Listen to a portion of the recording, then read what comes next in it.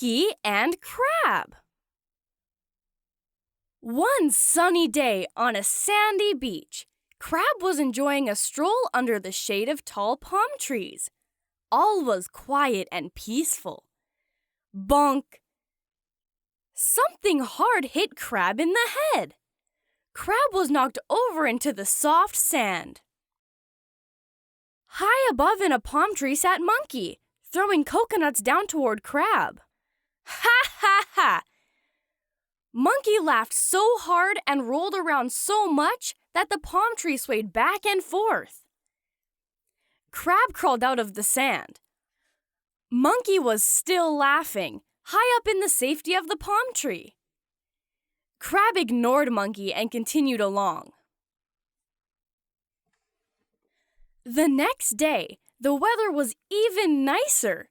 Crab took another stroll down the sandy beach. Bonk! Another coconut was thrown into Crab's head. Crab was knocked over into the soft sand. Ha ha ha! Monkey laughed from the branch of the palm tree. The tree shook back and forth. Monkey fell down from the top of the tree. The sand was so soft that Monkey's whole body sank down. Help! Help! Monkey cried. Crab jumped up and rushed to dig Monkey from the sand. In a few moments, Monkey was free. Monkey collected the split coconut halves and handed one to Crab. Together, they found a cozy spot on the beach and drank coconut water. Bears and Fox. Papa Bear carried a large pot into the forest to collect honey. Mama Bear and Baby Bear came along for the walk. As the bears entered the forest, they found a blueberry bush and decided to make a snack of the blueberries. Fox was hiding behind the bush, watching the bears. "Hey!" Fox screamed from behind the bush. Fox crept out and noticed that Papa Bear was holding an empty honey pot. "Those were my blueberries," said Fox. "Now what am I to eat?"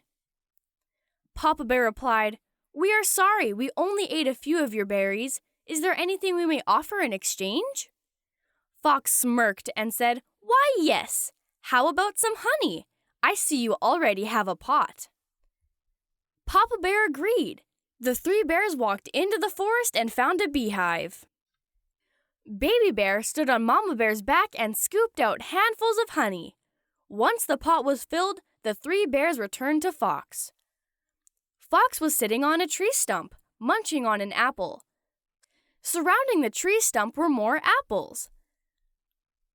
Papa Bear said, "Fox, those apples look tasty. May we have a few of your juicy apples?" Fox took a big bite. While chewing, Fox replied, "You may. But in exchange, I would like a fish. I do love the taste of fish."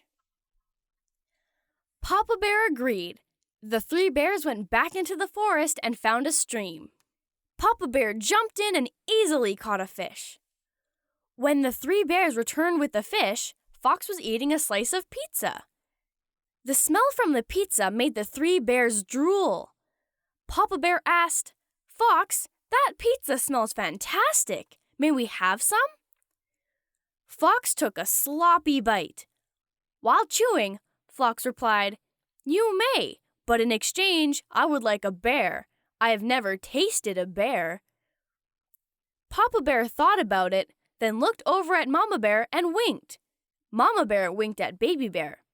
With a smile, Papa Bear declared, "Very well, I will cook the bear behind that tree." Fox jumped up and exclaimed, "Oh, I cannot wait!" The three bears went behind a tree. Papa Bear lit a fire. Mama Bear and Baby Bear grabbed a handful of fur off of themselves. They each tossed the fur into the fire. Fox sniffed the air and said, It smells delicious. Please tell me it's ready." "Oh, I cannot wait!" Papa Bear yelled, "Count to 100. Once you are done, the bear will be cooked." As Fox began counting, the three bears snuck out of the tree. Papa Bear grabbed the honey and apples. Mama Bear grabbed the blueberries and fish. Baby Bear grabbed the pizza. The 3 bears carried the food back home and left Fox behind. Cow and pigs. Big Pig and Little Pig were relaxing under a tree.